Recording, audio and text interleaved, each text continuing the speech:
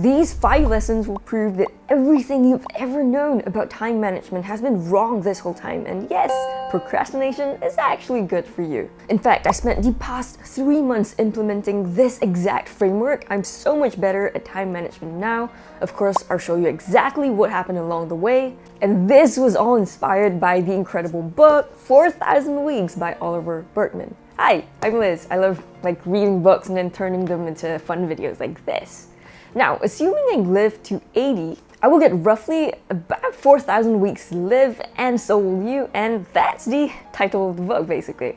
I'm turning 31 this year, so that means I've used up about 1,500 weeks. I've only got about 2,500 weeks left. A few thousand weeks isn't a lot of time, so let's get straight into the lesson that's right under your nose, but most people don't know about this. I'm a full-time content creator on another YouTube channel, and back when it was smaller, I used to spend half an hour per day responding to all comments, messages, emails and stuff. Pretty manageable. This year though, my channel grew quite a bit and I started getting more of all these. And because I made it a habit to respond immediately, I started spending 1 hour, then 2 hours, and then 3 hours just replying each day. Soon I was drowning and it got harder and harder to reach inbox zero, even after I spend a whole day on this stuff sometimes. I'm not the brightest bulb in the box, so it took me a very long time to realize what was happening here, but when I read 4,000 Weeks, it opened my eyes. Every time you reply to an email, it provokes a reply to that email, which itself may require another reply, and so on.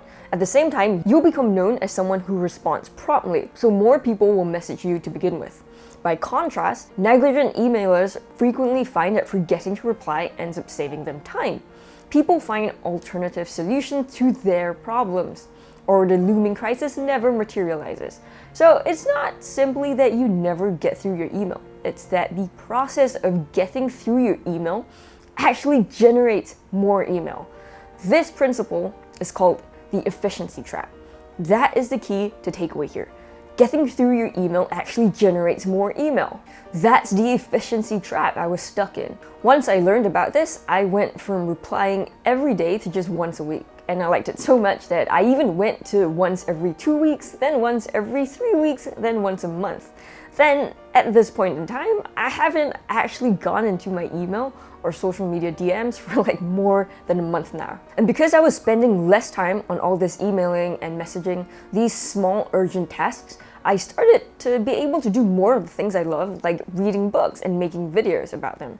Now, I get that if you're working an office job, you can't completely ignore your email like I did. The key for you is understanding that it doesn't ever make sense to try to reach inbox zero, or messages zero, or DMs zero. Instead, let all your unimportant emails and messages pile up. Be comfortable with seeing an inbox 1,208. Basically, decide in advance what to intentionally fail at. For me, it's being terrible at messaging and emailing. For you, it may be terrible lawn care, a cluttered kitchen, or a messy workspace. Fail at these smaller things so that you may succeed in the bigger ones. Now, the email problem is by no means a small one, but here's where our good friend procrastination really saved my life. Perhaps you're familiar with the extraordinarily irritating parable of the rocks in the jar.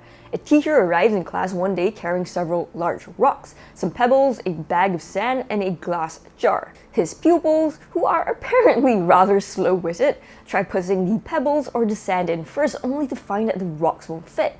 Eventually, and no doubt with a condescending smile, the teacher demonstrates the solution. Rocks in first, then pebbles, then sand. Basically, if you make time for all the important things first, you'll get them all done and have plenty of room for the less important things. Here the story ends, but it's a lie. The smug teacher is being dishonest. He has rigged his demonstration by bringing only a few big rocks into the classroom, knowing they'll all fit into the jar. But what if there are too many big rocks and most of them don't make it anywhere near the jar? Emails, messages, DMs, cleaning the house and the lawn, that's like the sand, the less important things. On the other hand, running a YouTube channel is like a full-time job. It's like a big rock. I have space for only one big rock, one full-time job at a time. But I want to start this new channel about books. Loads of books, because I really love it. But it's also like a big rock. How does this new big rock fit into my life in addition to my existing big rock, my existing full-time job? This is where I found Oliver's recommendation on keeping 2 lists super helpful. One is an open list and the other is a closed list. I only use these lists for work, and right now I've got 2 YouTube channels, and running both of them at the same time is like having 2 full-time jobs. I've got so much research to do, videos to script, film, edit, upload, amongst a bunch of other admin stuff. All of these stuff that are important and I have to do them, these go into the open list. The closed list is what I use on a daily basis, and each time, literally only one thing moves over from the open list to the closed list. Only after I finish what's on my closed list can I move over another one thing from my open list. And since I've identified growing this book channel as the most important thing in my life for these few months to kickstart it, I've only been moving over things from that channel. My other full-time job, I've completely stopped doing anything from there. Basically, I've been procrastinating doing anything on this for months now. In real life, this is what my open and closed lists look like. Basically, every single thing on the right here, that's my open list. That's all the important stuff that I need to do for my 2 full-time jobs. I can scroll down and show you and look at the freaking insanity of it. Every single thing on this open list, I am procrastinating on. And look at my closed list. That's today. I have only one thing written in there, and it says script 4,000 weeks. Does it suck to open up my Excel sheet every time to see the ridiculous open list? Yeah, it does. But at the end of the day, I just have to tolerate that anxiety to accept that there's gonna be a lot of stuff that I need to procrastinate on, sometimes for months at a time. But it's this very act of procrastination on the important things to focus on even more important things that has allowed me to improve my YouTube skills drastically for this book channel over just a couple months, and I'm really happy with how the videos and the channel have turned out. Now, the next lesson is by far the easiest to implement, yet most people overcomplicate it. Oliver, the author, was on a trip in Canada a few years ago when he had the chance to see the Northern Lights. He was determined to relish the exhibition, but the more he tried, the less he seemed able to do so. In the end, he was so far from being absorbed in the moment that a thought occurred to him. Oh, they look like one of those screensavers. Basically, when he was trying too hard to be present in the moment, the less present he found himself being. I found that this works for so many other things as well, like sleep. The harder you try to fall asleep, the more fixated and frustrated you feel, and the less likely you'll be able to actually fall asleep. Take work as another example. The more time you spend forcing yourself to focus, the less time you'll actually spend focusing on work itself. Sex is another example. In the book, Oliver talks about a study done at Carnegie Mellon where couples were told to have sex twice as frequently. However, after the study ended, the couples weren't any happier than they had been at the start.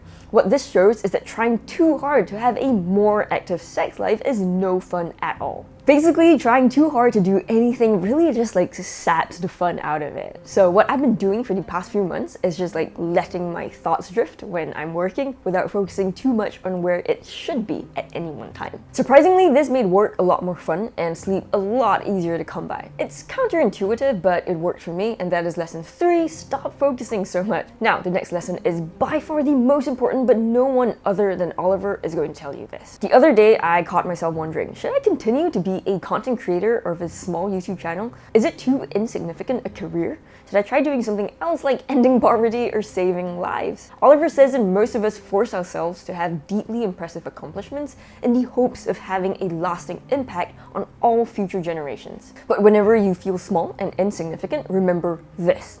When you zoom out in the grand scheme of things, everything instantly shrinks down to irrelevance.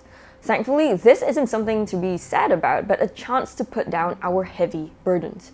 You almost certainly won't put a dent in the universe. Even Steve Jobs failed to leave such a dent. Perhaps the iPhone will be remembered for more generations than anything you or I will ever accomplish, but from a truly cosmic view, it will soon be forgotten like everything else. This was a truly brutal wake-up call for me, but I needed it. My time on Earth isn't significant, even Steve Jobs' wasn't. So I'm just gonna keep doing the things that I think are meaningful and joyful, whether or not it's significant enough to cause a dent in history. For me, right now, that's running this tiny little YouTube channel on books. That's enough for me. Now, even if you don't remember anything else from this video, just remember this one thing. Your life is like this glass jar. Most other time management books tell you that yes, you can get everything done provided you have the perfectly optimized time management system. You can get all the rocks and all the sand and all the pebbles in. But what Oliver is saying here is that there are too many damn big rocks in your life. You can't fit them all in at once no matter how hard you try. Everything in this book can be boiled down to one simple question. What if you stop trying to do everything? Instead, embrace the joy of missing out. Embrace the fact that you will never, ever get everything on your to-do list done. So don't even bother trying at all. Hopefully that sets you free, even if it's just a little bit. I'm going through a binge of all of Oliver's books, so I'll leave a compilation of them on the screen when I'm done. Thank you for watching, and I'll see you in that one.